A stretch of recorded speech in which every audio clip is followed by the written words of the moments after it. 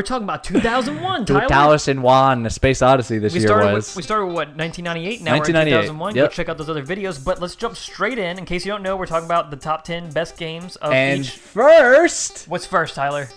Final Fantasy X. Oh man! Woo! We've had at least one JRPG every year, and in the case of last year, we had 2. This is the last time we'll be able to have a Final Fantasy on consecutive years. Yeah, I think you're right because I think next year's Final Fantasy 11.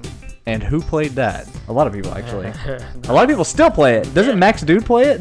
I don't know about that. Somebody does. There's some big prominent YouTuber like that plays it. I never liked 11, but tell me about 10. Final Fantasy 10. Going from last year's Final Fantasy 9, they kind of dropped the medieval aspect. They kind of went into... It went like... Not necessarily a futuristic setting like Final Fantasy 8, but it was kind of like a pseudo futuristic that you kind of get sent back in the past kind of deal.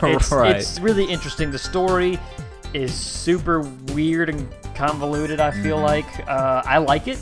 So I'll say this about the Final Fantasy X story. I almost said 15.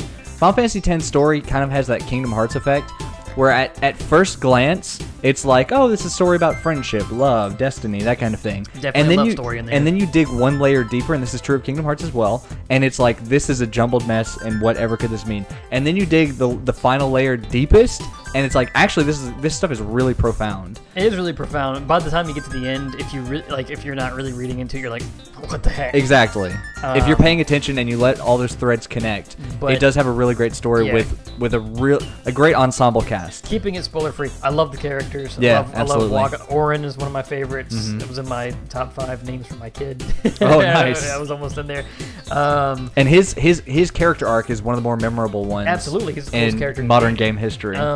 So we really can't touch too much more on story, but I like the setting. They did a really good job of like really giving you that PS2 experience here. Oh yeah, I mean, gameplay wise, they really went back.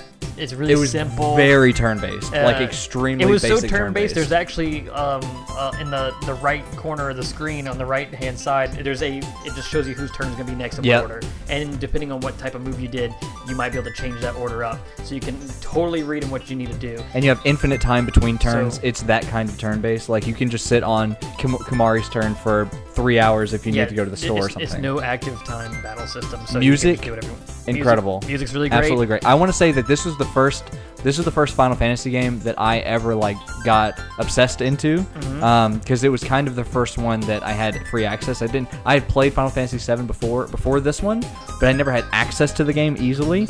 I had easy access to this one, so I played it to completion. And I just played it back when they did the remaster back in 2015, and it still holds up. I mean, I'm sure it does because of that extreme turn-based gameplay style. It doesn't really age. You know, the couple things that age are like the voice acting, which we all know. You know, yeah, you know. You know the same guy does Titus's voice, does Ratchet's voice. Oh, really? Wow, he does a much better job with Ratchet. Yeah, he sure does. But let's not. I love this game. Yeah. I really love this game. I love it a lot. I'm gonna say fans of the genre. That's exactly what I was thinking. I would put it in must play, but it's another one of those things where if Brandon had his way, every Final Fantasy would be at the top probably. Right. But I think this is the perfect place for it because once again, JRPGs just aren't for everyone. Especially this kind of JRPG specifically. Yeah, this one, I'd say Final Fantasy IX is probably a little bit more accessible to... And we didn't even get into the Sphere Grid. Yeah, Sphere Grid, yeah. Well, I don't know. I mean, technically, this is a good starter Final Fantasy. I'll put it through that way. Yeah, I do agree with that. I think it's just in the Sphere Grid aspect, it is extremely daunting. If you've never played a JRPG, or if this is like your first RPG, and I think for a lot of kids it was, that Sphere Grid is incredibly daunting, and no one at that age, when this is their first RPG, knows how to use it effectively. Yeah, you can totally break characters with that system. Yeah, you can give Yuna some crazy I don't know, my first playthrough of that game, I broke Kamari. Yeah, he was useless. What's next on the docket, sir? Grand Theft Auto Hakuj. Grand Theft Auto 3. Grand Theft Auto 3. Tommy Vercetti. This would be Claude Van Damme. I forget his name, but anyway, the speechless protagonist. Yeah. So we are talking about this as it was and as it is now. Yep. I'm off the top. I'm gonna say fans of the series. I was exactly going to... Off the top. Now, the reason I'm going to say that is because this is the stepping stone for open world sandbox gameplay, and it's super duper important. But if you go back and you play it now compared to, like, you can go back and play San Andreas, feels a little clunky, but still pretty good, and I'd put that in must play. I think everyone has a memory of playing San Andreas. Grand Theft Auto 3 hadn't hit that great. GTA 3, you're stuck on the land. They didn't no do motorcycles. There's no motorcycles, no helicopter. You couldn't even ditch out of your car. Yep. There's a lot of stuff that was added in later titles, but this game is super important because of the way the world works. Open world, yeah. You go do a mission, it cuts you loose. What are you going to do now? Are you going to go do a side quest? Are you going to go do the main line story? What do you want to do? The radio stations were pretty... They weren't the best, but they were pretty good. Yeah, it was the first. I mean, it was the first time in my memory that anything like that existed in the game. You could pick up a hooker. So actually, that's something that I wanted to talk about. It's not super relevant to the quality of the game, but this was one of those games similar to like early Mortal Kombat and stuff, where like it reached a national scale of controversy. Like, you get points for killing people. You get points for killing cops, and they're not points. It's money. Yeah, there's a difference. And right. and that was one thing specifically that they tried to nail on a lot of these politicians and media people. Is that you could have sex with a prostitute and then kill her and get your money back, which is a true mechanic in the game. And this is the only Grand Theft Auto, the only 3D era Grand Theft Auto game, and since 4th that you actually get points, or not points, but you get money just for killing, like just for killing, just for hitting Joe things Blow, in your car. Yeah, like it actually just rack up money. You have to get out and pick it up. Also, something that ended with 4 as well was having locked out areas of the map. Yep. Which was a part of this game and every Grand Theft Auto until 5. 5 was the first one to where, as soon as you start the game, you have free open access to the map. Yep. So it's definitely not a game that's aged super well. But I think if GTA 5 loading screens in between islands. Yep. If GTA 5 is the only Grand Theft Auto you've ever played, don't go straight back to this one. Try to ease yourself into the age process. Go to GTA 4 first. Graphically, it doesn't really hold up very well, like textures and all that. But I'm telling you right now, if you're a Grand Theft Auto fan, for sure that's why we're putting it in fans of the series. Yeah. But I think if someone picked up Grand Theft Auto 3 today, they'd be like, ugh. Yeah. Did you know this? There was a scene cut out of this game because this game came out right around September 11th. Oh, I think I know what you're talking about. There's a scene where an airplane crashes into a building. They had to cut out, and actually you see Metal Gear Solid 2 on there. I'm going to tell you something similar about that as well. I think I know what you're talking about already. Fans of the series. Fans of the series. Good spot. Oh, man. All right. Go ahead and put it where it needs to go. Put it where it needs to go. Bang, bada, boom. Is this the easiest must-play we've had so far? Maybe it's pretty close. In addition to Ocarina of Time, I think this is the most clear-cut one. Halo Combat Evolved. Yeah. I remember the first time I ever saw this game, I couldn't believe it was real. I saw it on the original Xbox at a friend's birthday party. Dude, still to this day, one of the best first-person shooters. I love this game. I actually did a little Let's Play of it on my channel. Man, it's one of the only FPSs I just get an itch to go play. Yeah. Like, dude, where do I begin? The story, okay, probably out of all the campaigns, this one was, I don't want to say the weakest, but it was probably the most. Like, the environments didn't change a whole lot in this particular campaign, whereas in, like, Halo 2 and Halo 3 and all that, you're like, sometimes you're in the jungle, sometimes you're in space, you know. But the campaign was good. It was playable. It was co-op and single player. The multiplayer was the biggest shining star of this game. Blood Gulch. Yeah, there was no gameplay. It should be said though, at this point in time, talking about Halo multiplayer, there was no Xbox Live. That wasn't implemented until Halo 2. So all the multiplayer was either co-op or LAN-based. Which everyone remembers. LAN parties. Bring your Xbox over. Bring that big clunker over to a friend's and staying up all hours of the night. Bring your CRT and your Xbox. Let's play. Yeah. Jeez, man, everyone had stronger backs back then. Yeah, dude. So a couple things, talking about like mechanics and game design stuff, a couple things that this game did extremely well. One, enemy AI. Yes. It completely revolutionized enemy AI for first-person shooters at this point in time. The way that grunts and elites would jump out of the way of the warthog when you go to run them over had never, that sort of thing, you're not going to see that in GTA 3. You're not going to see that in any video game before this game. It made enemy AI what we know it today. Like, going to Legendary wasn't just the enemies are more bullet spongy and you have less health. It was also that they were smarter. It was also that when you killed an elite, the grunts in the area would run away because their commander's been killed. Yeah. It was a brilliant game. Were you about to mention controls? Controls. Yes, I was gonna say controls and regenerative health. Yeah. Oh yeah, one true. of the first games to do regenerative health. They did have packs, but you did have the main overshield. Exactly. Yep. Yeah. But the controls, man, like that they totally utilized that Xbox controller. Absolutely, in every possible way. The triggers, the fact that you had a dedicated button for grenade, and not having to swap to a grenade in a menu. First-person shooters still do this, where you have to use a menu to access your grenade, and I just don't prefer that. Yeah, for I sure. like having, and I mean, very few games had grenade physics as good as Halo's. Like being able to bank a frag around a corner and that sort of thing. Like games to this day don't have grenades as good as this game. So I want to say the music. So other than the main theme, the music was kind of just there. And whenever you're playing multiplayer, there is no music at all. They were right but it wasn't until later Halo games that the music got really, really good. But still, that main theme, I'll never forget it. I don't think there's really much else we can say. And I want to say something. What do you want to say? This game has some of the best naming conventions in any game ever. The level Truth and Reconciliation, top 10 video game level names of all time. Yeah. Truth and Reconciliation, are you kidding me? The Maw. Silent Cartographer. Silent Cartographer, that's another one. The Library. This is Captain Keys. It's a perfect game. Halo Combat Evolved is a perfect game. And I really hope Halo Infinite brings it back. Yeah, let's hope so. Big time. I think we can jump into Jack. Okay, Let's jump into Jack and Daxter. Go ahead. This is a you game. Yeah, okay, for sure. Jack and Daxter is basically, hey, let's take Crash Bandicoot and let's take it off the rails and make it an open world environment. This is, I know exactly where it needs to go.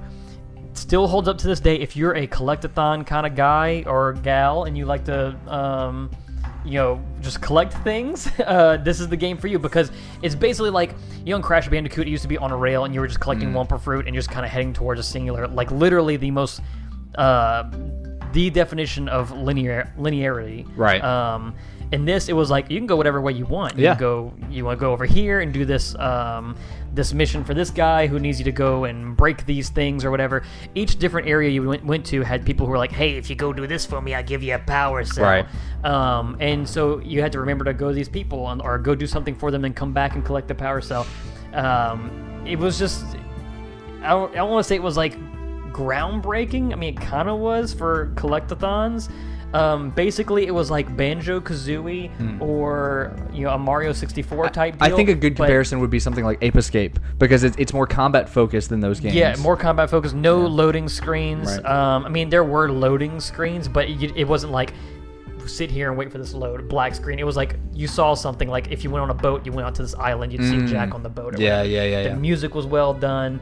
That's a very Naughty Dog thing to do. The controls were like butter. It feel in a good way. Pauladine. Man, I don't know what else to say.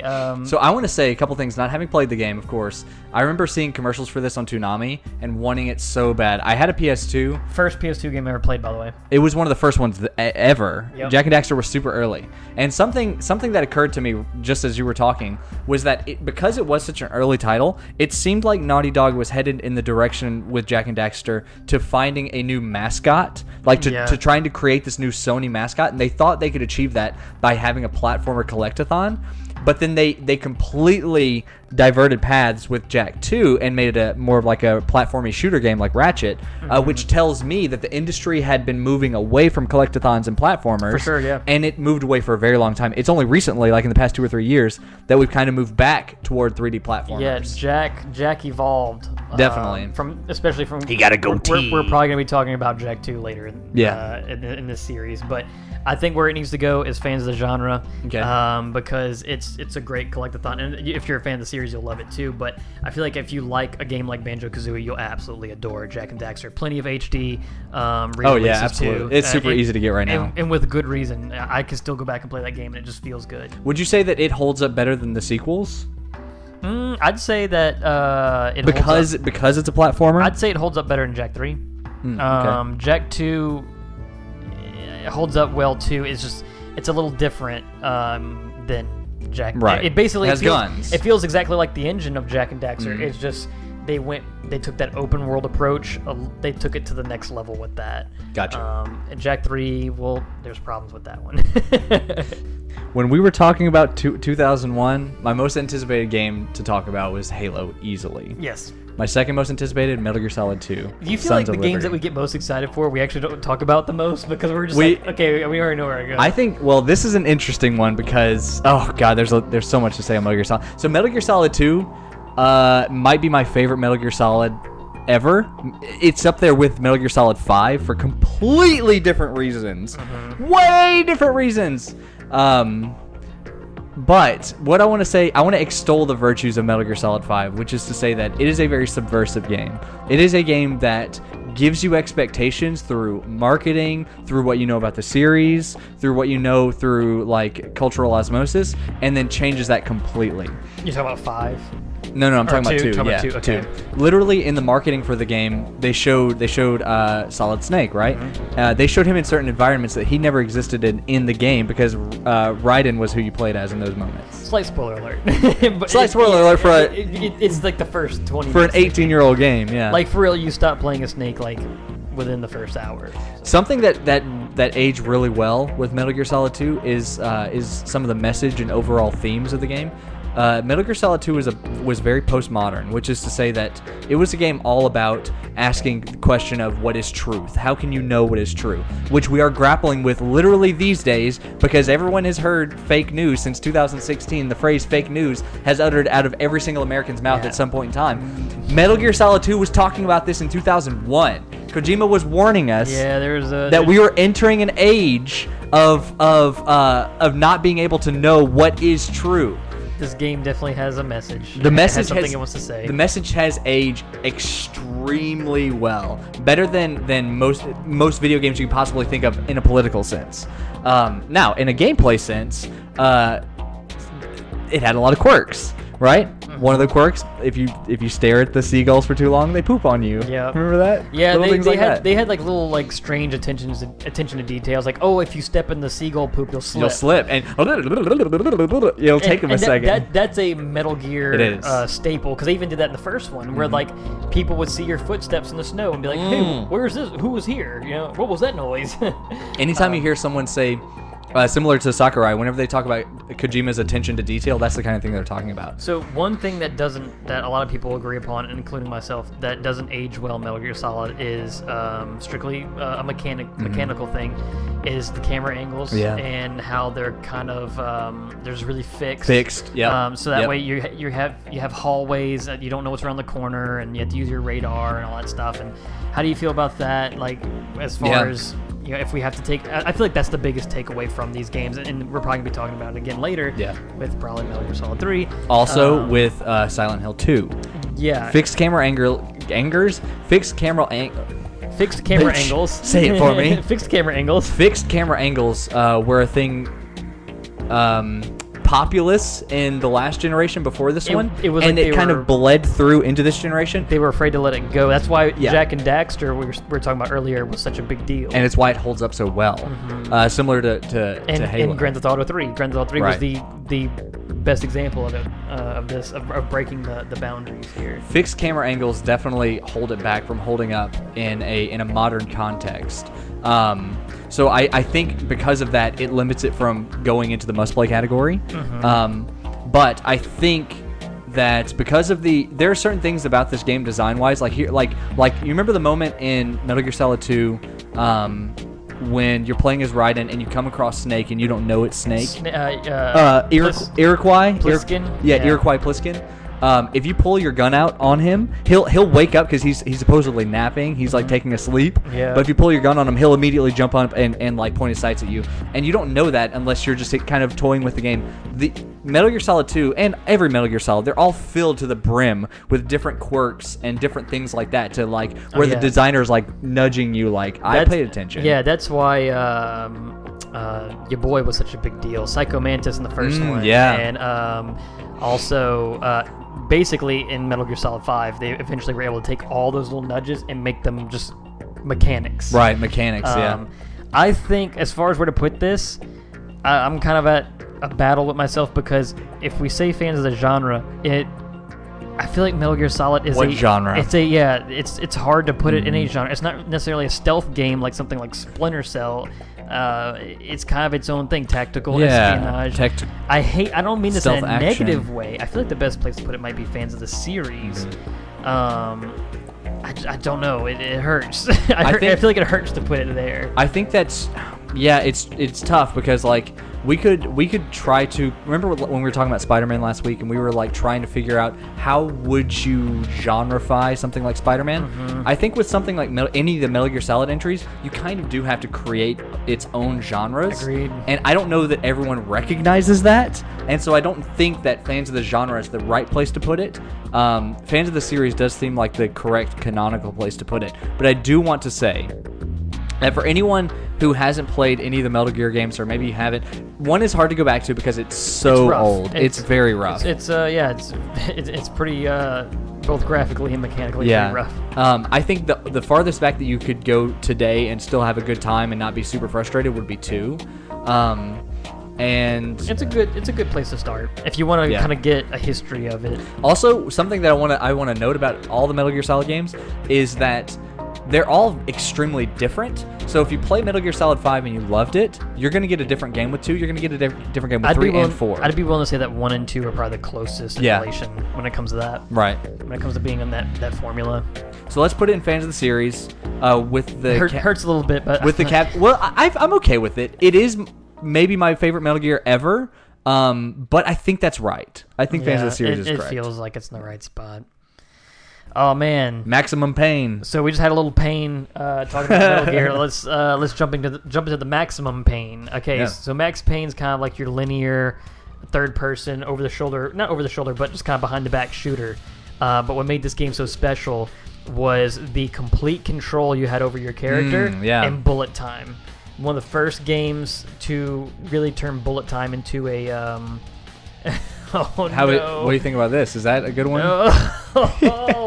Drake of the 99 Dragons, yeah. So I thought about that because you were talking about complete control, and literally in Drake of the 99 Dragons, you have control over both arms, and it didn't work well at all. But Max Payne, you did have extreme control over the character. Yeah, I mean, this game, I don't know if we're talking about the PS2 version or the Xbox version. I think they released simultaneously. I think there's a PC version. I'm not sure if that released too, but if you were playing on PC, you even had even more control with mouse. You had the control. best one, yeah. But still, being able to play that game and just like there's a button dedicated to just leaping, and you can just leap over cover. Like if you know there's a guy around the corner, you can leap, hit the bullet time, go in slow motion, pull out your shotgun, come around the corner, blast them. The guns felt so good in that game too. Shotguns felt like they were just like big spready, glorified meat missiles. Yeah, it's as Rami Ismail says, if you have a shooty game and your shotgun is bad, your game is bad. If your shotgun is good, your game is good. And Max Payne, the thing that I think there are 2 things about Max Payne that set it apart and make it good.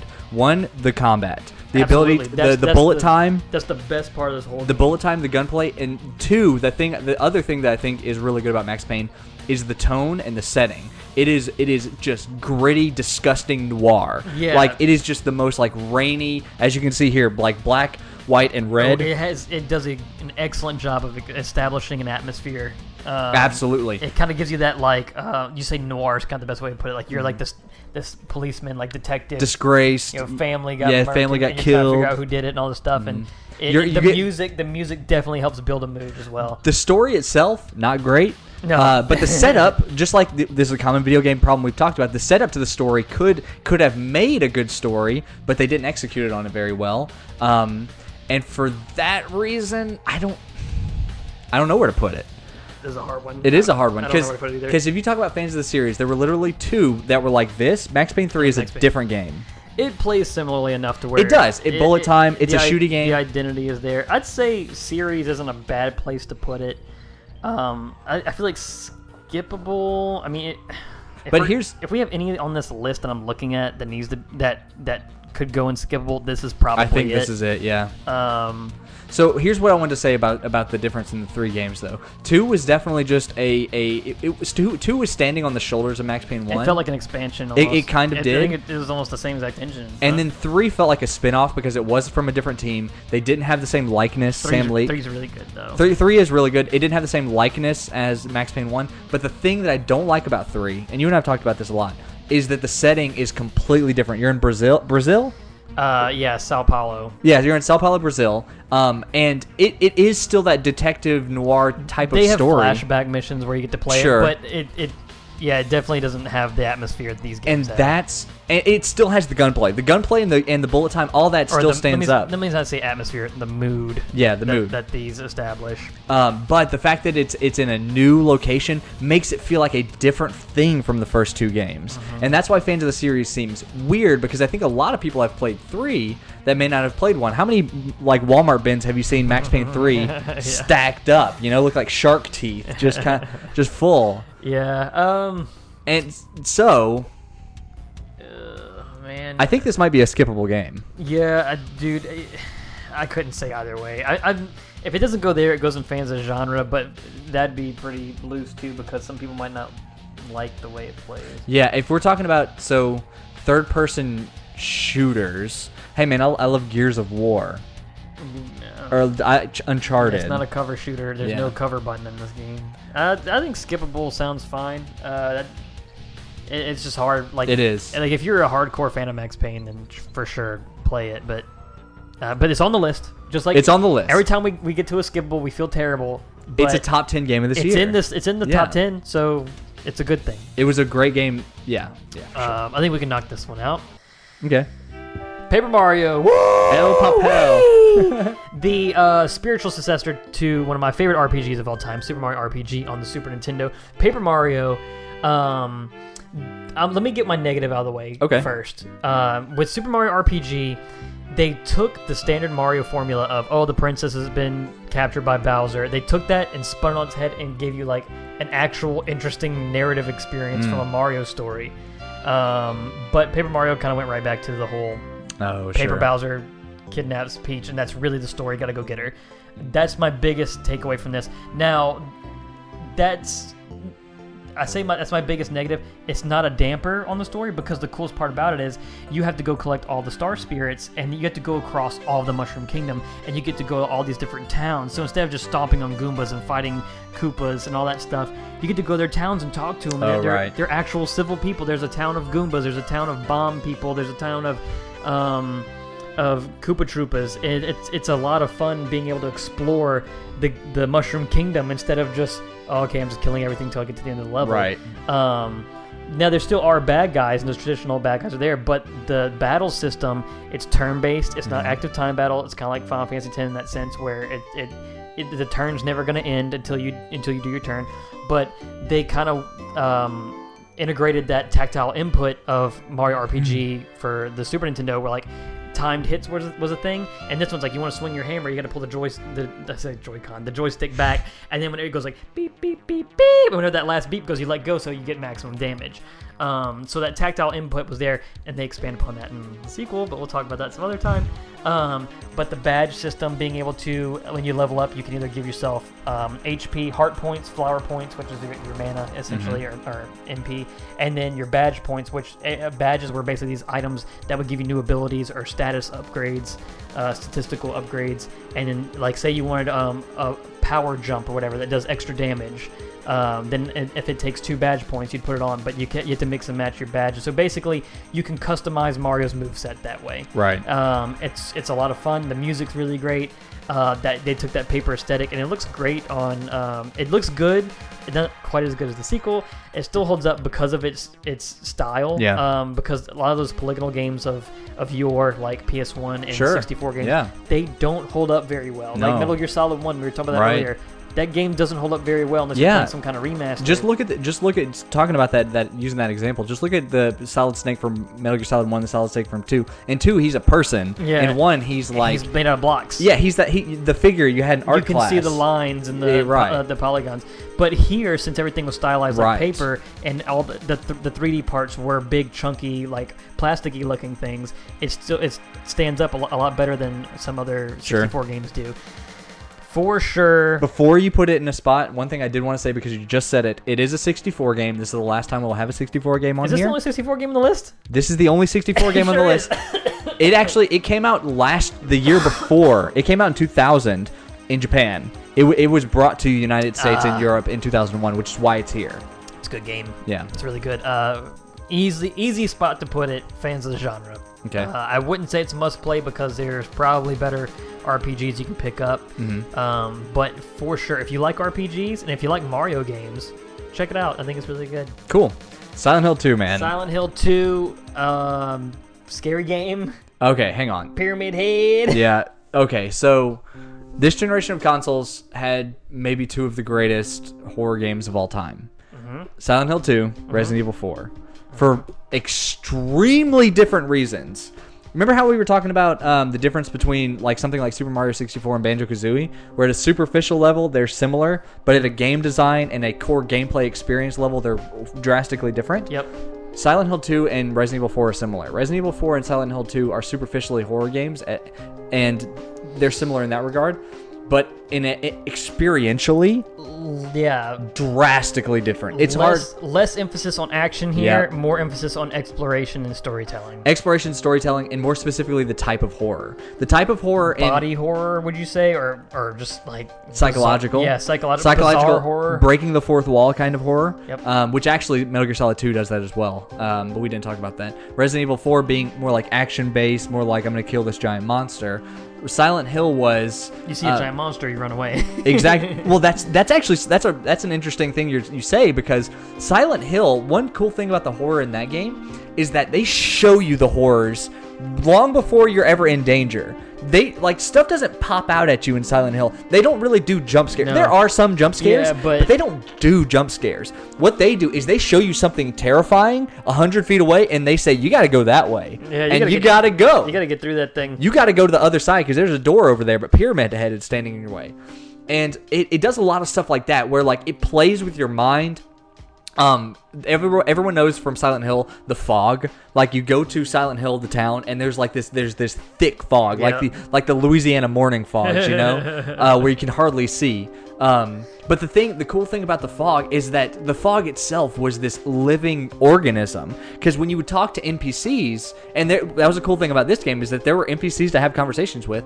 When you would talk to them, they would tell you about their experience in the fog, and it was drastically different from what was your character's name? Jack or something? I can't remember. Generic name. Whenever you would talk to the NPCs, Silent Hill is essentially hell, right? At least something like that. Yeah, I'm not the biggest fan of I mean, I love the Silent Hill games, but I just never was super big into them. Yeah. I really wish that they would. I wish Konami would get their act together and do a remake of these games. Because there was a point in time when make PT a full game. There was a point in time when Konami and Capcom were like Biggie and Tupac. Yep. That day is long past. Oh yeah. Long past. For sure. But this was one of the last big things that Konami did. At least in this franchise. I know they did 3 and 4, and then they continued through PT and all that. More times than not, if someone's like, hey, what's the best Silent Hill, they say 2. 2. Silent Hill 2 is one of the greatest horror games ever made. I think the one thing that would prevent it from holding up today, what we were talking about earlier, is the fixed camera stuff. Right, yeah. We were just talking about that. You did have more freedom of movement than you did in the first game, but not as much freedom of movement as something like Max Payne, Resident Evil 4, that sort of thing. This is one of the years where people start taking notice and they start making a more open world type deal because of the raging success of Grand Theft Auto 3. Yeah, for sure. Which Silent Hill definitely wouldn't have taken that response or that. Yeah, because it was the same year. I also think that the fixed camera angles work for this particular game more than it does something like Metal Gear because it's less action oriented and it. Yeah, I would agree with that. Yeah, I can't remember. Did this one have tank controls like Resident Evil as well? I don't remember either. I want to say they didn't. I don't think you could just move the stick and turn around immediately. I think you had to run around. Do a loop. I So can't remember that's exactly. something else that, if I'm remembering correctly, that's something that was really out of style by then. Whenever I think about Silent Hill 1 and 2, because those are the only two I've played. I've never played 3 or 4. Whenever I think about those, I conflate those experiences, and the only way my brain can actually distinguish between the two is the amount of polygons that make up the main character. You know what I mean? Yeah. And so to tell you the truth, I don't completely remember. The things that impressed on me from my experience playing Silent Hill 2 as a kid was the psychological horror, was how it plays with your mind, how there are puzzles. I don't want to play it because I was so scared. It might be the most terrifying game ever made, and not because stuff jumps out at you, but because it's like The stuff that makes it's oppressive. The stuff that makes you like awake at night thinking about it. It's like the main character, the plot of the story is the main character's wife has died, but she sends him a note 3 years after her death from the afterlife saying, "Hey, meet me in Silent Hill." And he's like, "What is this?" And so he ends up What going. was that noise? And they play with that the entire game about his relationship with his wife, and It's good, man. it's an incredible experience. I don't know where to put it though. I don't either. That's why I was saying it's gonna be tough. Would you say it could easily go in fans of the series? Let's talk about that. It could go in there. I think But- at minimum it's fans of the genre. I think I was gonna say I think fans of the series is a gimme no matter what. I think fans of the genre, as far as horror, not necessarily horror, but psychological thriller horror, I think that's where it needs to go. Yeah. Because if you like games like kind of I don't want to say Dead Space, that's more action. Yeah. But games like PT or PT is definitely the touchstone. Maybe like a Five Nights at Freddy's. Outlast. If you like games like that kind of stick in your head and make you really think, I think that's the kind of genre you're looking for here. I say we throw it in there. I've been thinking about this, and I'm trying to convince myself that it belongs there and not in must play. I couldn't put it in must play, dude. It's because of the hang-ups on its gameplay. I think something about the must play category is that these are experiences you're not going to get anywhere else. You're not going to get the Silent Hill 2 experience. You might have gotten it with PT if it were a full game, but it wasn't. But I feel like we talk about these games that have hang-ups that are because we're talking about older games, and I think that someone who might play a game let's say someone played PT and they come back to this I feel like the hang-ups would be the control, the fixed camera angle, just some outdated design choices. That's the only thing that keeps me from wanting to throw it in there. Right. If you want to come back to it, we can. Well, so let me ask you this then. I don't think we've had to deal with this specific issue yet, because every game that we've put in must play so far is a game that does hold up relatively well by today's standards. The last time it was Majora's Mask, it was Tony Hawk, it was Deus Ex. I think there might have been something else. Games that still, if you pick up the controller today, it's going to feel relatively good.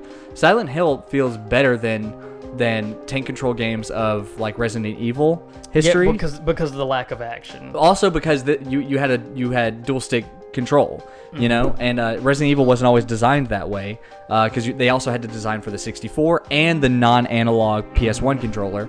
Silent Hill 2 was designed for the PS2 controller, so it feels better, but it still has fixed camera angles. The question though that I have, do any of the benefits of this game kind of not override, but knock away the lack, or it not holding up as well as something like Tony Hawk's Pro Skater 2? I think it kind of does. Whenever it comes to I'm trying to think of a game that I can't think of anything off the top of my head. Something that would turn me away, even though it's if this was the year 2001 and we were talking about, I was like, oh yeah, you got to play this game. But right now, I can only recommend it to someone who really wants that spooky experience. I think so.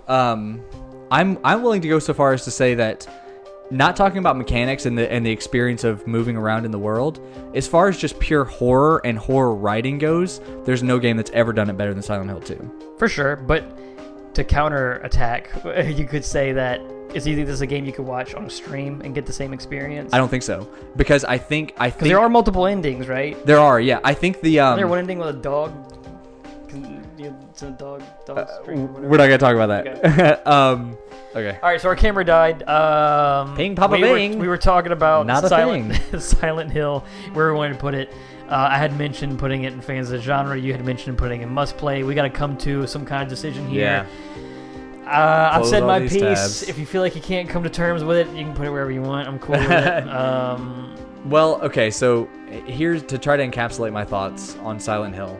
I want to extol games that are like the best in their field at doing a thing, but I also recognize its shortcomings, and its shortcomings because of its age. Yep. There's never been a game. And this is a problem that we're not going to have nearly as much the further we go on with Exactly. this series.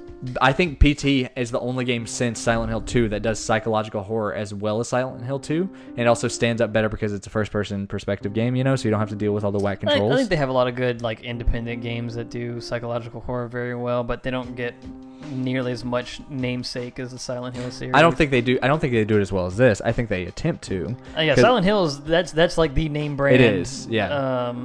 We're talking Coke to Pepsi right now. And I think I'll put it in fans of the genre because I have to be realistic about people playing this game and how they will receive it. Because trust me, I'm with you. I feel like it should go, I feel like it should go in the genre, but I want it to be.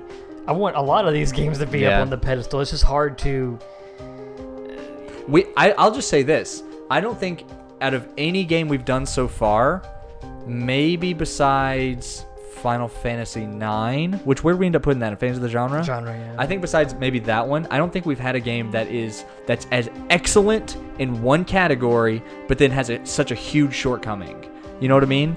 Like this is top of its class in at least one regard, but then it has these flaws. And I think because of some of these other fans of the genre games we have are kind of like, yeah, this is a good game. Yeah. This is an excellent game that has problems. And also in a lot of these things that we're putting down, sometimes we're thinking about such a broad audience as Exactly. well. There's probably some people who just won't get into that kind of thing because they're like, ugh, this is too much for me or something like that. Yeah. So I guess that's the best place to put it. I think so. It's tricky to rock a rhyme. Right on time. It's tricky. Don't get copyright. SSX. Don't worry, tricky. it's fair use. Yeah. Only tell that to Run DMC or whoever was it, Def Jam. Anyway, this is my favorite kind of sports game. Yeah. Arcade, stupid, over-the-top action, doing those crazy mega tricks. What are they called in the? I think it's the GameCube version, where it's called like Uber tricks or something like that. Where it's just like these ridiculous. But like I remember seeing this game and just being. This is the first snowboarding game where it just looked like. It looks so smooth. So you had SSX before it. Mm-hmm. Of course, you had the Cool Border series, but this is the one that made snowboarding games as fun and interesting as like on ground extreme sports games. It wasn't trying to be realistic. It wasn't. And you got two zany characters on the cover. To its credit, you can customize your characters in this one, right? I think you could. I don't remember. One thing I wanted to say about this one though is that it is the follow-up to SSX Tricky, or sorry, SSX, the original. Mm-hmm. It kind of remember I mentioned a minute ago the Jet Set Radio and the Jet Set Radio Future relationship, which is to say Jet Set Radio Future was basically all of Jet Set Radio and new content. Mm-hmm. That was the Future package that you got on Xbox. SS Tricky was kind of the same. It was SSX plus new things. Like it had same maps and everything. It also had new maps. It also had something that you and I have talked about a lot. It had dynamic audio. It had a dynamic soundtrack. Yeah. So like if the song is playing, whatever, you're going down the hill, and then you jump into the air and kind of get that exactly. drop. You get that like music drop. Well, not just that, but what is it you were mentioning a minute ago when you have like a string of like and you go into like a charged mode. It's like tricky mode. Yeah, maybe that's what. I can't remember the name of it, but I remember there's like Uber moves. And then you can go like the tricky mode. Yeah. We probably should have looked at gameplay before we started talking about this. It's been a long time. I've played this maybe 2 or 3 times, and I think I rented this game. Me too. This was a rent for me as well. Yeah. That said, it's a game that I want to add to my collection, specifically the GameCube version. I think this is one of the games that feels better on GameCube almost than it does on other platforms. Really? At least in my opinion. I think the GameCube version had extra content, extra like mechanics. I think that Uber move trick was only in the GameCube version, if I remember correctly. So in a category or in a genre that's similar to Jet Set Radio, Tony Hawk, other arcade extreme sports. Yeah, this kind of goes in that Crazy Taxi, Jet Set. Yeah. Kind of the same thing. Do you think it's for fans of the genre? Yeah, I mean, if you like snowboarding games, yep. Yeah. If you like arcade dumb action, yep. Yep. I agree. That's really it. That's a good game. Good and fun. Good and fun, that game. See, that's why I like our format. Because we would have had to try to decide, is Silent Hill better than SSX? Right, That's an impossible comparison. You can't... Yeah, you can't say. You can't do a top 10 No. on this. No, you can't. I'm glad we limited it to just 10, because, geez, this video would be so long. All right. Melee. Super Smash Brothers Melee. This is a game that I've actually gone back and played recently. I'm a huge Super Smash Brothers fan. Yeah. I love all the games. I've spent extensive amounts of time in all of them. Yeah. And I can tell you, Melee is broken. Yeah. It is a broken game. I don't mean that in a bad way. People like it that way. Yeah. And there's a very select amount of people, when they talk about Super Smash Brothers, they're like, oh, you want to play Super Smash Brothers the way it's supposed to be played, you need to play Melee. There are people who don't play... I've heard this on Bombcast. That Yes. don't play other video games. They only play Melee. Yeah, they're like Melee purists. Exactly. Now, look, I'm talking over the course of all of them. Mm-hmm. It's broken in many different ways. Right. There's like things like the Ice Climber's infinite grab. There's things like just broken frame data. There's a million different things we can talk about technically, but let's talk about it as a game and not as this technical thing that people have broken apart into very minute amounts of data to its core. What was big about this game, though, going from the 64 version to the GameCube version, was it was just like 10 times the amount of content. It was literally more than double the roster. Yeah, roster was huge. The levels looked incredibly improved over 64. The textures and modeling in this game, absolutely insane. Yes, it's insane. It still looks good. It's insane what it does still look good. That's incredible. But what they did from the original to this one, and just in like the not the design of the levels, like thinking about it, how are we gonna jump and stuff, but like the artwork in the levels was such an improvement over the original game. Music. The music. Yeah. Introducing characters like Roy and Marth that set the Fire Emblem renaissance in place because no one knew what the heck that game was. It had never been to the U.S. before then. Just like they did with Earthbound, they did the same thing with Fire Emblem. Add a whole bunch of new items in there, add an adventure mode, add classic mode, put the trophies in there. Yep. There was just so much to do in this game, even though the story mode or the adventure mode was the same, but just with different characters. Yeah. It's really good. I love this game. If this was my personal list, like top 10 GameCube games, it's up there. Sure.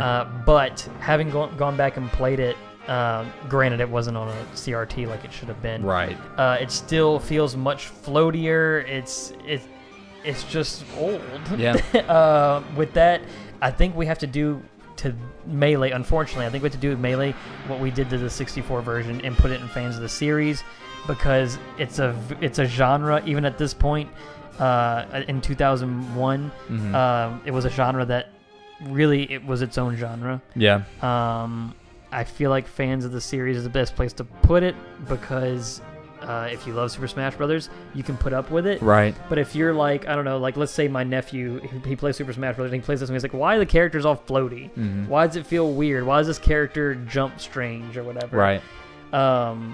I think if you're not a fan of an ongoing fan of the Super Smash Brothers, you might not understand why it is the way it is. Which the development history behind this game is super crazy. It is. Iwata pretty much came in and saved this game overnight by himself. Right. Pulled a freaking Samuel Jackson from Jurassic Park. Samuel Jackson rebooted the whole system. You know. Yeah.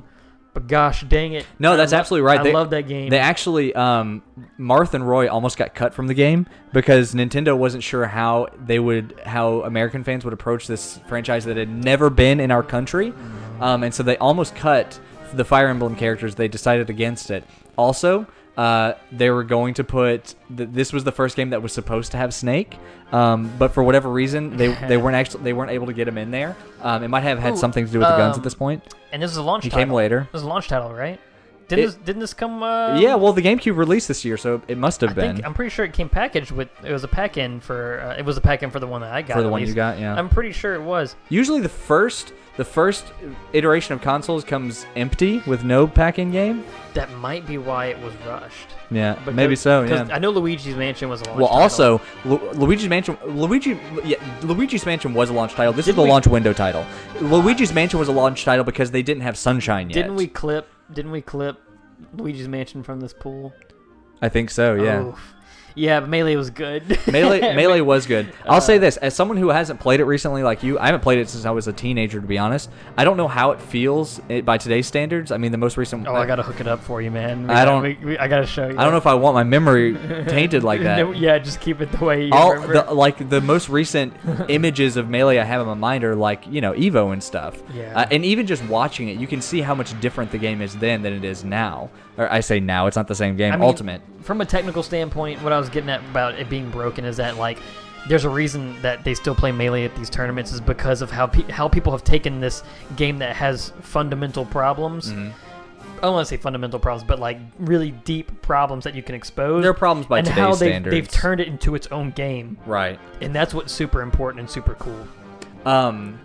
So I can't remember what I was going to say, but I think they are problems by today's standards. If Ultimate launched with the same quirks that this had, people would have lost their minds. They would have destroyed it. One reason why it's held up for so long and why people still play it to this day was because there was an 8-year gap between this and Brawl, or a 7-year gap or something. It was a long time. Yeah, I remember before that. this and the next iteration, and so people became like they started to live with this game, I did. Like it was 2 years between Super Smash Bros. 1 and then Melee, and then after that it was like 7 or 8 years.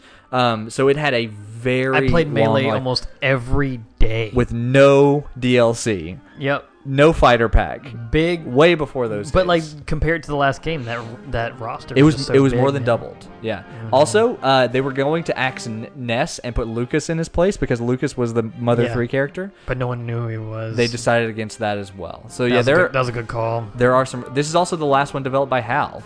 Every other one since then was developed by Bandai Namco. Yeah. Well, Bandai Namco. Sora. They're co-developed by 3 different studios: Bandai Namco, Sora, whatever, and then the Grandia team actually helped work on Brawl. That's funny. It's weird. But anyway, fans of the series, I think that's right. Yeah, let's stick it in there. Makes me feel better. For sure. Cool.